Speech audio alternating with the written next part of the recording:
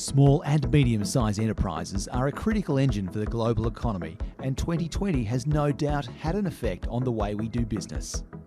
Though not every enterprise has survived the period, those who have may be in a better position than ever before.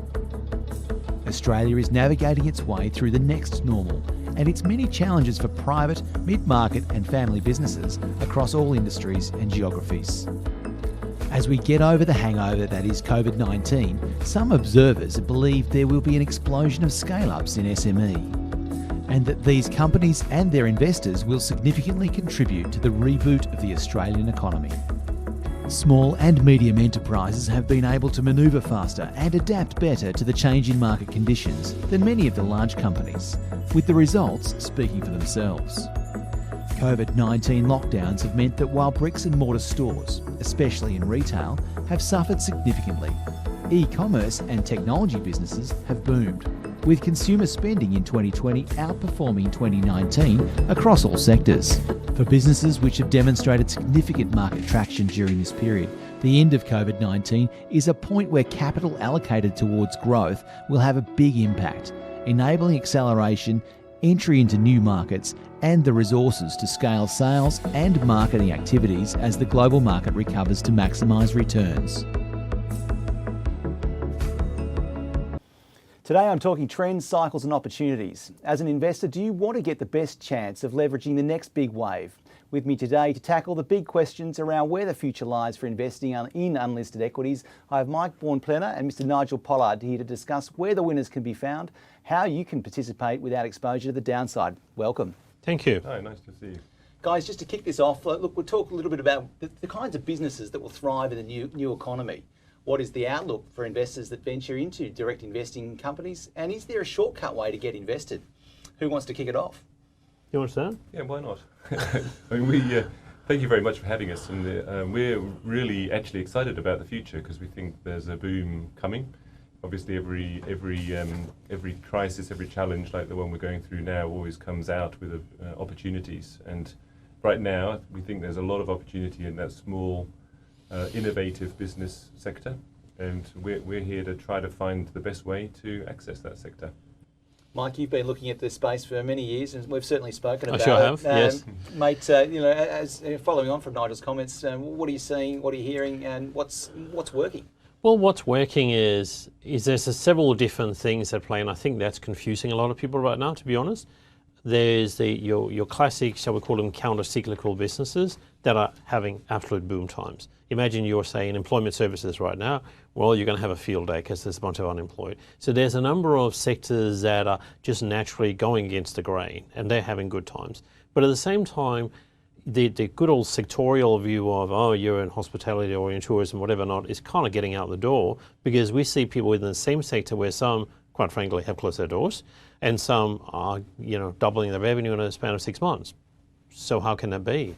And that's where we're looking as a business and going, how do we spot the winners in order to help those companies grow, scale, be more successful? That's really why I'm here. And that's the critical expertise that you and your team bring to this market, looking at this unlisted space through a filter that perhaps others aren't. I think one thing that's important, we talk a lot about the unlisted equities, and a lot of people are going, oh, what is that? It just kind of sounds like that's strange or maybe even dangerous, or I have no experience in it. Let's not forget that pretty much every company that I've ever heard of that is now listed were unlisted before they got listed. Indeed, that's a process. You build a company, get to a certain size, and you get listed. And so if you think about it from that perspective, the reason we're so excited about this space is that space is where you're going to see the future winners, those that in 10 years, we're going to look back and go, I wish I'd gotten into that one in 2020. That's why we're there. Nigel, we're in a unique marketplace, perhaps in unprecedented and uncharted waters. We've come out of a pandemic period. We're looking at marketplaces through different lenses again, and potentially from different economic positions. What are we seeing? What are you hearing? And why are people talking a bit about this explosion in potential scale-ups? Yeah, it's a really good point, because I think, at the moment we're kind of in the middle of it. So we're often thinking that the crisis is sort of still ongoing, but right now there are more new businesses being established in many places of the world than have been in the past year. So in Australia, since June, we are now exceeding last year's growth in new business applications. In the US, Q3 was the biggest ever in the history of the US following those statistics. So there's a lot of new businesses being formed right now. So to Mike's point, these opportunities are right now when the challenges are most grave. To dig into that just a little bit, and I'm sorry to break in, but Sure. if we look at that chart, as perhaps you can see on your screens, I mean, household savings between March and June have increased 8 times on last year. Yeah. I mean, presumably this is by virtue of the fact that nobody can travel, nobody can spend, we're at home. That's right, and we see that, and that's partially the opportunity that comes from people who are being made redundant as well. So there's a lot of senior leaders, experienced business people who are coming onto the job market in effect, and potentially with funds to launch a business. So right now, a lot of innovation is going to happen at that level of people, who are available with the money to make it happen. And that's an interesting point with qualified people who are resourced, perhaps who have been working in areas where they've developed significant expertise, are coming into the market and potentially even through previous role have identified and assessed opportunities to actually drive change. Yep, absolutely.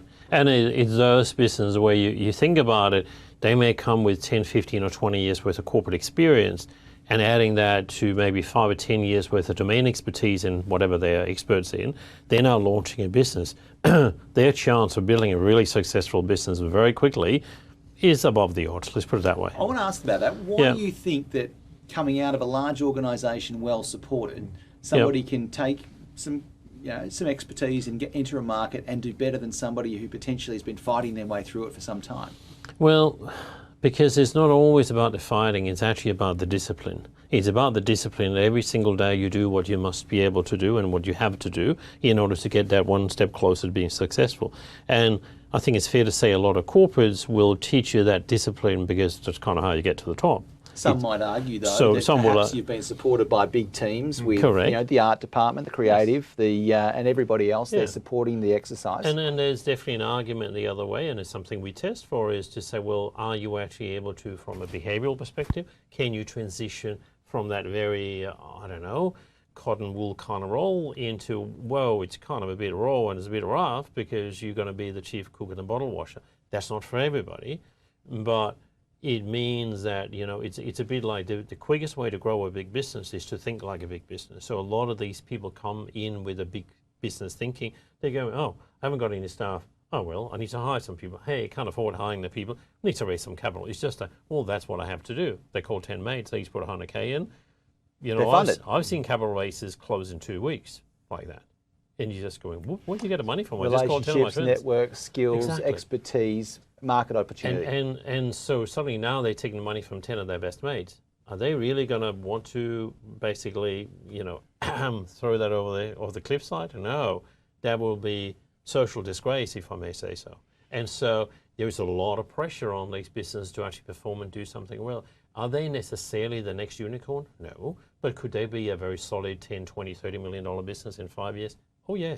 And potentially this goes to a point that I think we were making a little earlier, which was really around, okay, we see a huge number of new businesses, therefore, and it's probably safe to assume that a lot of them will enter the same sectors. So therefore, potentially you're looking at through another lens, which is, okay, let's take the better performing ones and put them together. Exactly. Yep.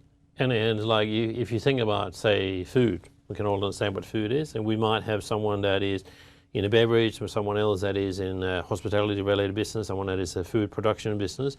Well, potentially there is a way to do a roll-up or a merger or whatever it's called. We have lots of fancy words, but it's about, can those 1 + 1 equals maybe 2.5 or 3? And that is really what it's all about. It is why, we as a business, we always have this thematic focus. We've got to say, well, does this go with something else? And if it doesn't, well, maybe it's a bit of an outlier. Maybe we need to be more careful. There's a point here, we're sort of talking here about 10% of businesses are considered to be strongly counter-cyclical, which is 150,000 businesses therefore destined for success by these numbers. If we look at this month, and we're looking, if we look at 2019 numbers and 2020 numbers, I mean, in September, what is that saying? It's saying that 21,856 odd new businesses were created in Australia. That's a lot. Yeah. That's a lot. Yes. Yeah. And if you think about that at the same time the economy shrank 7 point something % in the March to June quarter, right? It's like, that's a lot. Yeah, and to the strength of the business models of those businesses as well. I mean, that goes a little bit back to your initial earlier point about the caliber of these people that are setting up the businesses. I mean, a predictor of success is the leadership team's experience. So that's the number one predictor of a scale-up business's success. So if you've got a group of the right people together who can build a business today in the circumstances now, imagine what will happen in the boom, because these, in the coming months as we come out of this situation, these are really tough and really aggressive growing businesses. So if we talk sectors for a moment, what are you seeing? What sectors naturally make sense to be entering in this environment? You want to talk about it? Well, yeah, I mean, clearly tech. I mean, although there are still a lot of challenges to overcome in terms of small businesses operating in tech, but clearly there's a lot of opportunity there. And we're interested in the life sciences area as well, and I think the synergies between life sciences organisations where there's certain core competencies or core innovations that can take the business to another level. We're I mean, maybe a bit out of the sector side, but we also think that Australia is a great place to launch an international business as well, because if we can be successful in a highly regulated environment like Australia, the opportunities internationally are fantastic. So I think that you need to cut it several ways. We're a little bit beyond sectors. We're looking at synergies and platforms and growth opportunities as the driver. Okay, so if we talk synergies, growth platforms as drivers, what would you put together? I mean, we've spoken briefly about sectors and then not being super relevant. So we're talking now about calibre of the business, perhaps the cultures of business organisations and various other market opportunities. Yep. And if we perhaps look forward, where do we see, I guess, where's the unpacking there? I mean, what is the big business opportunity? If it's not sectoral and it's not specific, perhaps it's groups operating together in ecosystem. Is that what we're seeing? This combination of product and service? I think a key element that we always look for in a business is, what's the macroeconomics dictate? If you're in a kind of business where all the forecasting agencies out there say, hey, this thing grows 20% per annum as an industry. Well, if you think about it, it's really, really difficult to open a business in that kind of market and go bust, because the market itself lifts you up by so much. Most markets don't grow more than 4 to 5%. So anything that's in a 5 to 10% is pretty amazing. Anything that's up on 20, that's just completely off the chart.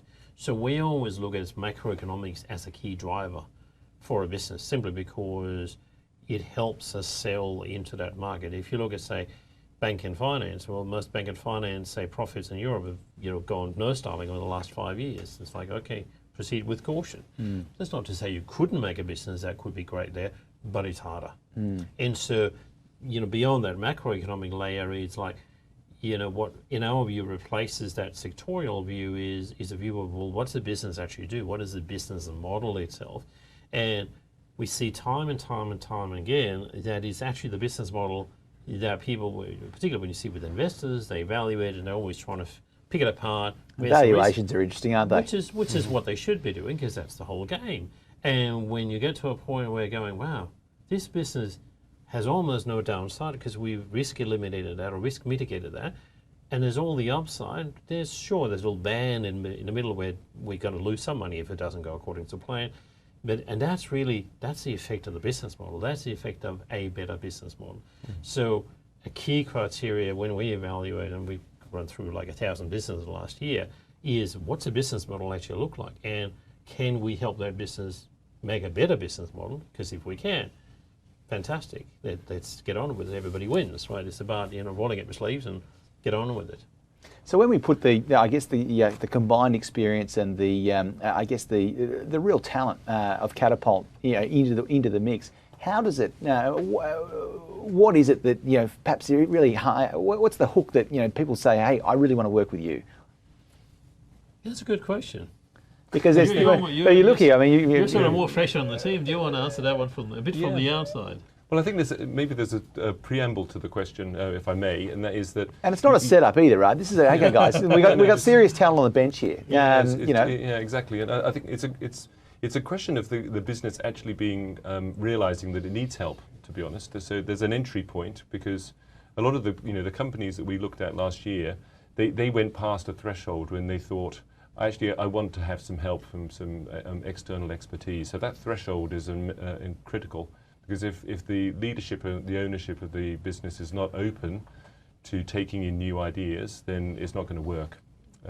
So how do we do it is really about having the smarts to know how to support the business model and understand it, understand the risks associated with the business, but also be able to apply that in a customized way, so that we can actually help to take that business to another level with the right expertise in our network. So we have 100 experienced professional services companies who can gather around a good business model and really help them to the next level. So I think having the ecosystem, the muscle, the ecosystem to be able to deliver on it. So. And this perhaps steps back to frameworks and being able, but to your point, leadership. The leadership really in a company to actually be able to say, hey, you know what, I've reached a threshold, I need some help. Yeah. Yeah. And sorry if I can just add into that, is like, quite frankly, we're looking for founders that have that behavioral flexibility. That is, hey, I know I'm good, but I'm not invincible. And they put the hand up and going, can I get some help with this? And the reality is, for example, most people that start these businesses, a lot of them come from a point of deep subject matter expertise. They know everything about whatever, cameras, or they know everything about, nurturing agaves, or whatever it is that it is. But do they know everything about building a business really, really fast? The answer is no, because they never tried it before. And that's kind of where we come in. So we are that part of the machinery that is, think of it as a platform for growing that business, whatever it does. Because the weird thing, and a lot of business owners kind of don't really like to hear this, but the reality is that from the perspective of the spreadsheet, all businesses are the same. If you ask an accountant, such a fair call. What's a profit and loss look like? It's going to look like this, because black the standards say that. The accounting, the global accounting standards say this, right? Yeah. So we can't fiddle with this. So what we need to accept as business owners, and for that matter as investors, is that while we get very infatuated with the product and everything else, with the founder and they're really cool people and all that kind of stuff, okay, what's the business model look like? What's the spreadsheet tell us? What's the genius in a marketing model? All of those kind of things. What's the brand positioning look like? Those things that are quite frankly intangible, but are also immovable. And the immovable bit is very, very important, because employees come and go, boards come and go, founders sometimes even come and go, right? Important to exit. Yeah. Exactly. So are we building a business that will survive beyond that founder now leaving the business 5 or 7 years down the track? Well, we have to, because that's part of the mandate of what we do as a business. And so those business owners or founders that come to us, they're going, okay, I'm ready for that journey, and I realize I need more stuff in my kit bag to do it with, and we saddle the horse and we get on with it. Mm-hmm. I want to step back a little bit now and talk a little bit about Catapult and why you built it. It's been up and running for a little while. It's a team of really unique people, highly skilled at what they do, and there's a clear goal. Catapult has a clear goal. So perhaps just walk me through where that's at. Why the energy? Why the build now? Well, part of it came from frustration and personal experience, as it does with many businesses.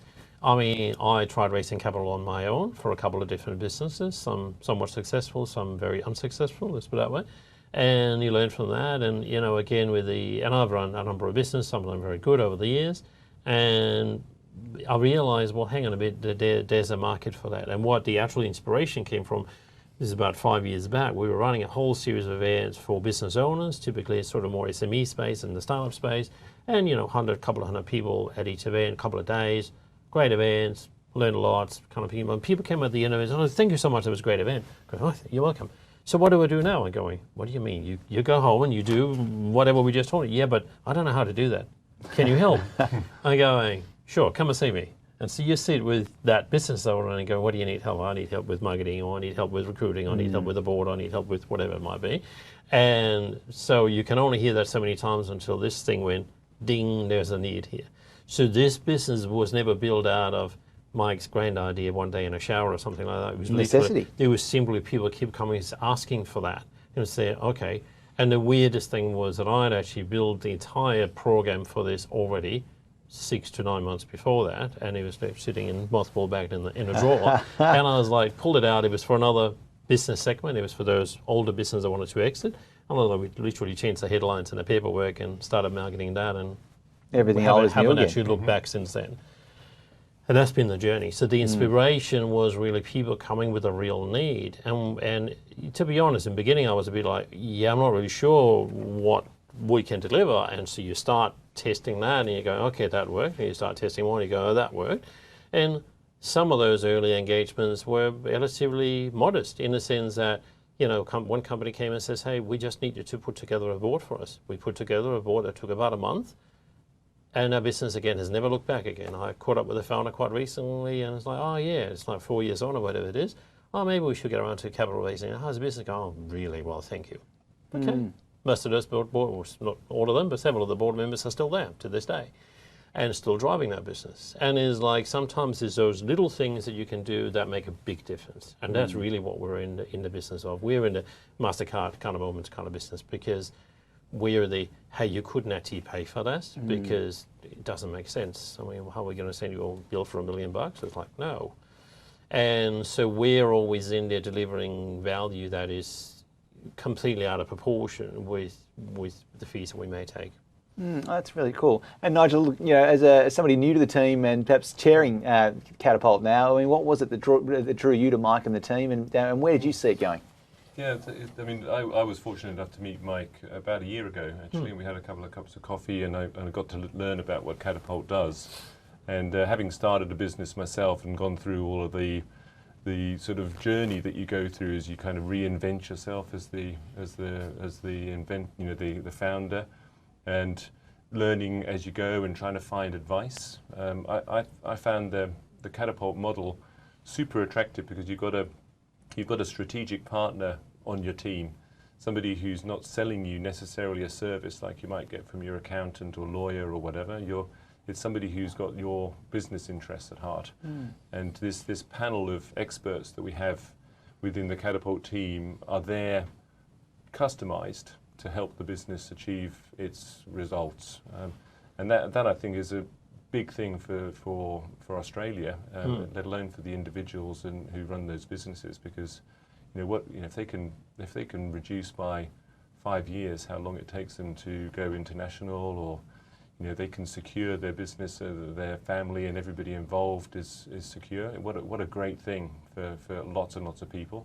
So that's why I'm so passionate about Catapult, because I think it's going to really change the life of a lot of really, really good business owners, and we need to do that. Mike and I have chatted a little bit over the last 6 months or so about the concept of rebooting Australia. And when you think about it, and we spoke earlier in the interview around the small and medium enterprises being, the powerhouse perhaps of the country, small business, there's plenty of them. And potentially a lot of the new businesses will be businesses that are actually the future of work. Which is another, a bandied about headline, the future of work. What is that? And if you call out the what now, what next? What next for Catapult? Well, what next for Catapult is that we see that this mid-market that we really occupy is set for a crazy level blossoming. And when I say mid-market, it means we deal with the scale-ups as opposed to the startups, or as opposed to the mature business. So we sort of that bit in the middle. And that bit in the middle means that you figured out your product, but maybe you're not quite sure how much you can sell and how you're doing it. You figured out your structure, but you haven't hired all the people, etc., etc. You may have raised a little bit of seed capital, but now you need to raise $2 or $3 million. So we are sort of in that bridging from, hey, we now build a business, we think it's working, to the, hey, we're now listed on the stock exchange. We corner that thing in the middle. So where to next for us is we're working right now to build a partnership with a mob of very clever people down in Melbourne, with another very clever mob of people up in Brisbane, and we're potentially setting up a conduit to New Zealand in the next month or so. Need the bubble. And so in the bubble, at least they can travel over here. And they can't get back, that's going to be their problem. Import the talent. Exactly. And why we're doing that is because that means that we have really strong talent on the ground in the biggest areas. But the other thing that is really closest, we've been working, put a lot of effort in the last couple of months, and we're about to publish a fairly significant white paper on this, is that the whole, shall we call it, startup ecosystem, I mean, whatever that means, is not working. I mean, that's being very polite about it, but it's basically stuffed up. And the reality is there's a bunch of incubators out there, bless their cotton socks, and there's a bunch of investors, and where everyone's not coming at this from an evil mindset perspective, everyone's trying to do a good job, but failing miserably in doing so. And because where we're sitting from, we see all the results that are coming out of that, so we're developing an infrastructure. We're not going to take them over, we're not going to run them for them, thank you very much, but we're going to help them to basically do better, so it helps us get more better businesses in, so it helps the business coming through get more, often get funding, so it helps investors be more likely to invest in things that will actually work. And so at the end of the day, also the incubator is going to go, hey, we spotted that one, aren't we great? So it's about basically lifting the level of every player in the ecosystem. And we hope to be able to unveil that in the next, I don't know, month or two thereabouts, before Christmas for sure. Fantastic. That's a pretty significant endeavour. It is a big endeavour, yeah. No doubt it's, probably not necessarily a well understood endeavour, and certainly there'll be people that sort of saying, hang on a minute, you're competing with me, Mike. Oh, of course. And we will have naysayers, no doubt. But from what I'm hearing here, though, what you're really saying is, hey, look, there's an opportunity for everybody to have an uplift in skills. You can manage better outcomes for small, medium, and even large unlisted investments by working with them at the various stages and applying the ecosystem of expert model. Yeah, absolutely. And one of the things we're trying to do as well is see the business as a longitudinal thing, as a business through its life cycle, instead of transactional, which is where I think a lot of the other players in this kind of startup scale-up area are very transactional. And for us, what does that mean exactly? Because I mean, we're thinking about a lot of little transactions that become a big transaction through the pathway or the journey of an organisation. Yes, I mean what I'm meaning there is things. If you get a broker to help you raise capital, so it's just raise capital and then they walk out of the door. The idea that we have is much more, how do we build this over time? We become a shareholder in all of the client companies that we work with. And that shareholding is obviously our interest to build and to support.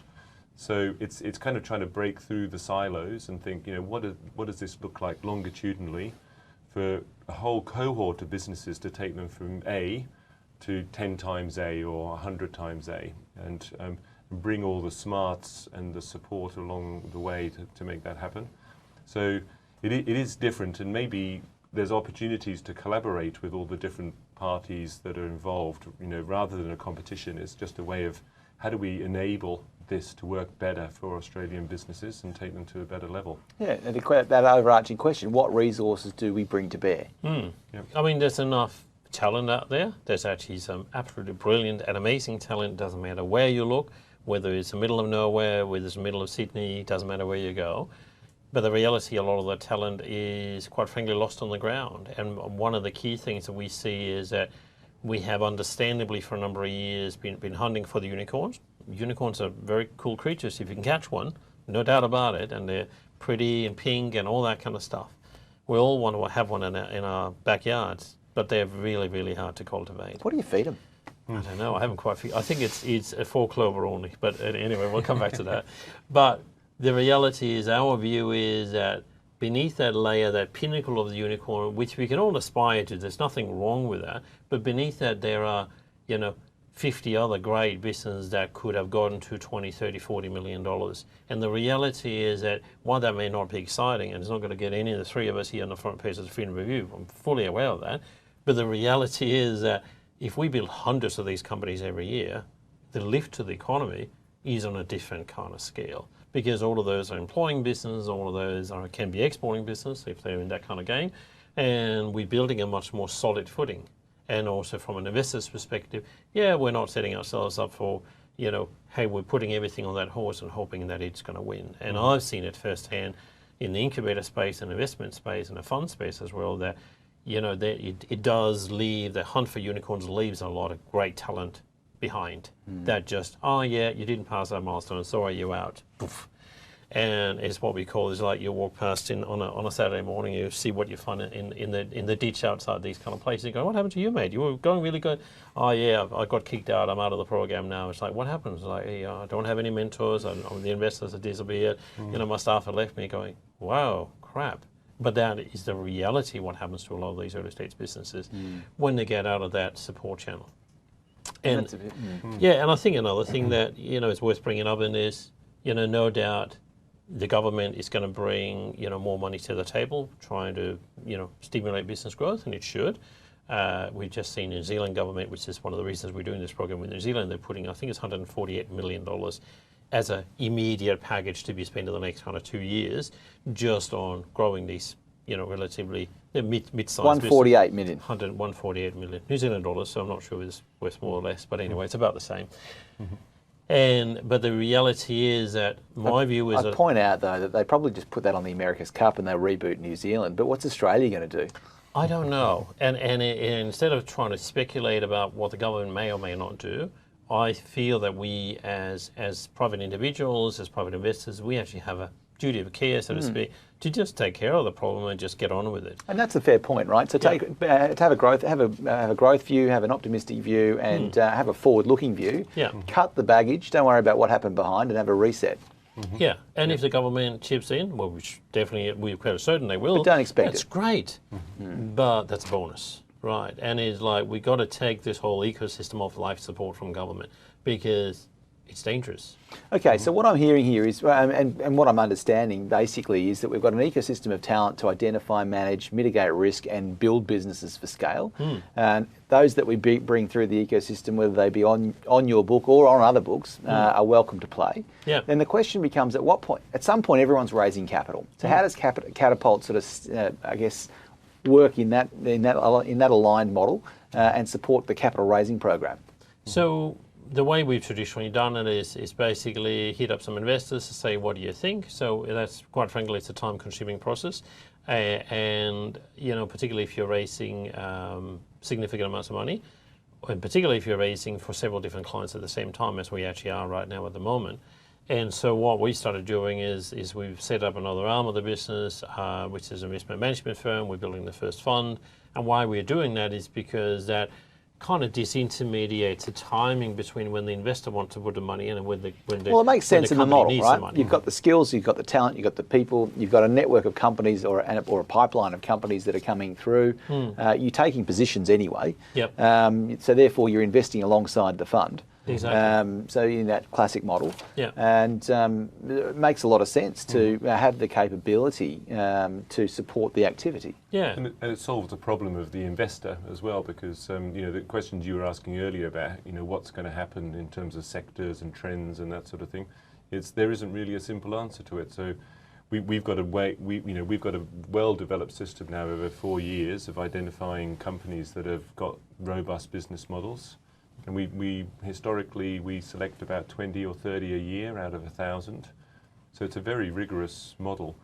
But then we also have the smarts on board to help the investment grow as well. So it's not just a transaction, as I mentioned earlier, where the investor invests and then hopes for the best. This is actually, they have Catapult alongside to make sure that investment is taken care of and grown. So again, de-risked from an execution point of view as well as an investment identification point of view. So the combination is a very powerful combination for investors, because now for the first time it's actually possible to invest in this sector in a controlled, very meaningful way. And well-managed way. Yeah. Which is interesting. So on that basis, so raising the first fund, what's the target number? And no doubt you'll have plenty of people with their hands up to take a little bit of a look at some of those investment dollars. Yeah, so the target for the first fund is $25 million. And so we haven't actually opened the doors officially taking signatures yet, but we already, before anyone can sign off, we probably have about $1.5 million that have put their hand up and says, yeah, we're definitely committed, please send the paperwork. And so, which has been quite promising. It's a nice start, and but hey, we've got a long way to go. But that's part of the journey, it's part of the fun. Fantastic.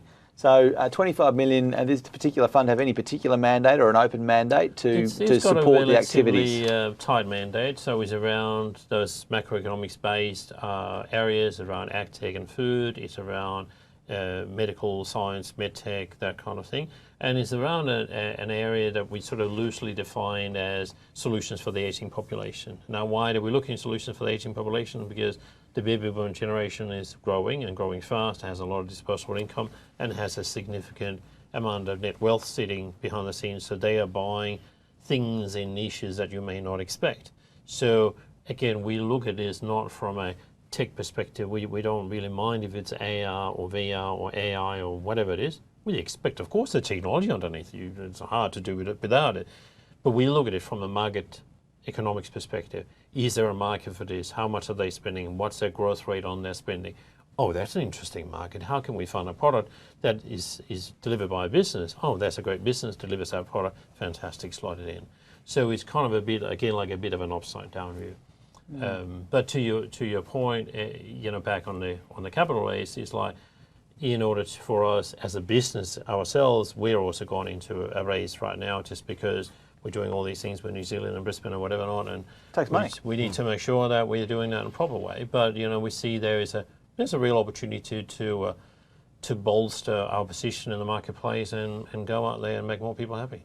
That's really good. So let's talk a little bit about, I guess, companies that you're looking at that you're happy to talk about that perhaps fit into the ag or the tech or the disruption or the transition or the general opportunity bucket. Yeah.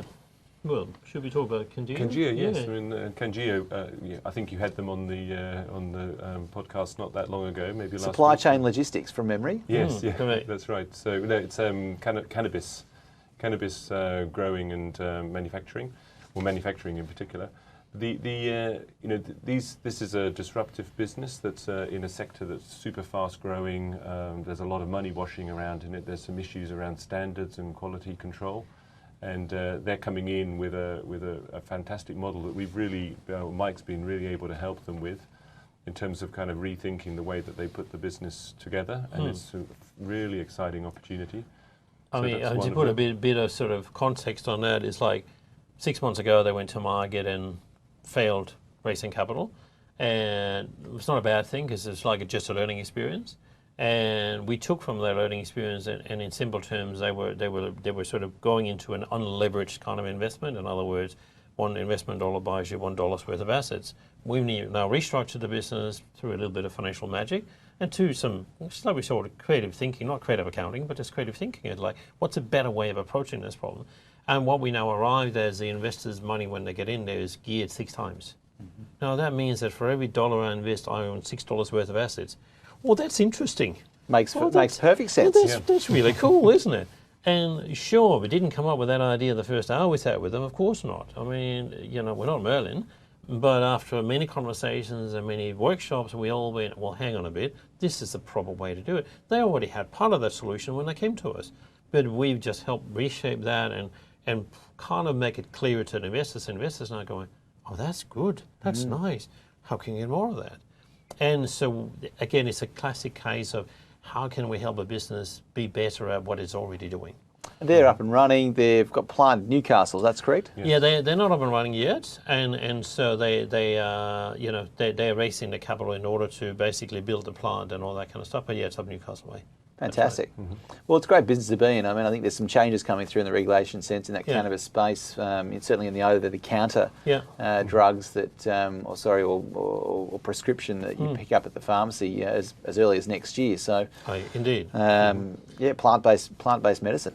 Exactly. So another business that you'll actually, I believe you've seen them in here next week, Vets on Call out of Melbourne. Great business. Vets on Call is a very interesting business. You've seen a bit about them. And I bought a dog recently, right? You bought a dog. So you can relate to the We've problem. been to the vet 6 times. The dog's only 20 weeks old. Oh, right. That sounds expensive. Vets on, yeah, exactly. So what the whole thing about Vets on Call is they're delivering vet services, and everyone watching this will go on vet services. It's been around for like 100 years or more. What's new about that? Well, the whole thing is, again, business model. They flipped the business model on its head. Well, how did they do that? It's like the vet comes to the pet instead of the pet goes to the vet. Ah, okay. So how does that work? You mean the vet comes out and sees me at my home? Yes, exactly. That's what they do. And if you think about the average dog that you have or cat that some other people may have, what do they hate doing is going to the vet. Are they always nervous? Yes, they are really skittish because they're, oh, I'm going to this terrible place where they're wielding syringes and holding knives and whatever not, right? And it's kind of scary for a little animal. Of course it is, and they don't know what's going to happen to them. And so instead, the vet now comes to them in their home and they're in their normal environment. And the surprising thing, because I was questioning this in the beginning, going, yeah, right, how is that going to work? Don't they need all this surgical stuff? The reality, a lot of the things you can actually do in the home. And if the dog, say, does need surgery, well, they can organise that too, make sure they get taken to the dog or cat hospital, gets fixed up and gets taken home again. So it's a unique model, isn't it? You know, so you're decreasing your cost quite significantly by not having a whole bunch of places or shop fronts. You're running effectively a centralised operating theatre, perhaps. Correct. Yes. And it's like, you know, so I was again questioning, well, how good is this business model? And, you know, the business model is okay, but, you know, we looked at it going, how can we make it better? And it's interesting to know that vets, young vets, when they just come out of school, they don't make a lot of money. Average apparently is around 65K. So I was like, really? You spend 6 or 7 years at university and you get 65K? That doesn't sound like a fun day at the market, that's right. But that's the reality for them. So there's a lot of people that put their hand up and says, yeah, I want to be a part-time vet with you and either earn some money on the side, or maybe that is actually the main gig, because it's also hard to find employment if you're a young vet. So there's a supply side that is actually quite abundant. On the demand side, we were then looking at, okay, we be careful not, you know, ramming up demand too fast, because you've got to get the market to get used to this. But what else can we sell them? So before we knew it, we've realized that, oh yeah, well, they come in already, they had the service, hey, you know, how are you going for worms or fleas and all these kind of things? Tell me about it. How about the collar, the lead, exactly. the 15 types of food. So how about we just send you a little friendly envelope every once a month in the mail, and this is the one tablet you give your dog, and you don't need to worry about it. We look after it for you. All you're going to do is shove it in the food, and they'll eat it tonight. Perfect. And so a whole lot of people are now signing up for that. So we're moving it from a once-off service to a regular monthly subscription service. It doesn't take an economist to figure out we're making a lot more money for that, acquiring that one customer. And I haven't even started talking about the dog food, because that's another chapter, right?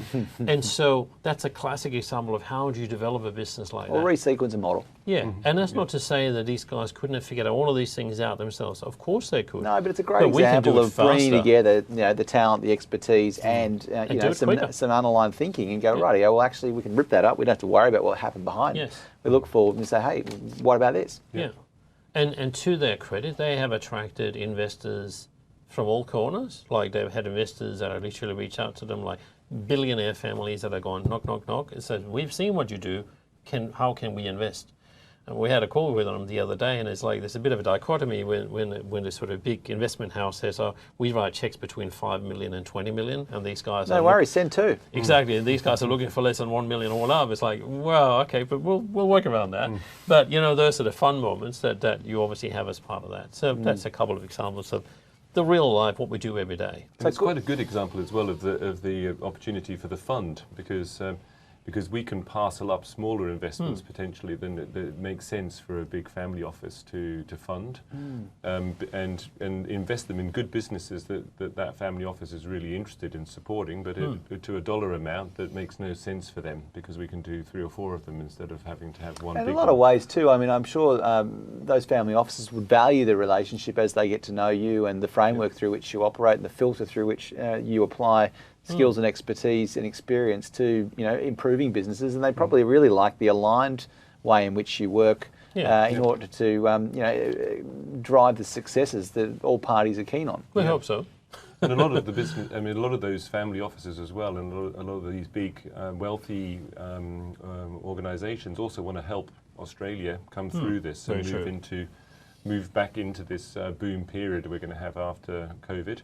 And there's a public good aspect to that. You know, how do we help a lot of companies through this pathway to the future? And so, you know, we're getting a lot of people who want to support that, in also through to government as well. So we've had a lot of conversations with state and federal government.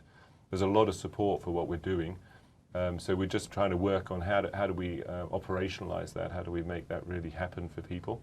But we've got the model. We know how to do it. It's just trying to scale it to a bigger level, and that's why we're raising capital, is to go, really take it to where it can go. Fantastic. All right. Well, so if we wrap up there, and what we might do is just recap. So, Catapult can support pretty much any organisation that actually has wants to put up its hand and say, guys, I've reached my ceiling.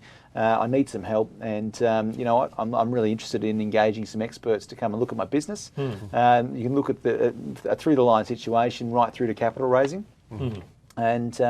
and by the sounds of things, you probably service and support them through the boom period, perhaps through some aligned relationships with other parties within the group. Absolutely. Yeah. Totally. Well, that's a great place to finish. I've summed it up well. Looks like I've got a job at Catapult, boys. Hey, look forward to seeing you in the office. Really appreciate the time, and really interested in actually perhaps coming back and diving into some more of the stories, of the organisations, and perhaps even digging into elements of the framework that might well be tidbits that really help people out there as you go about rebooting Australia. We should be in here in a month or two. Look forward to seeing you here. Thank you so much. Thank you. Thank you very much.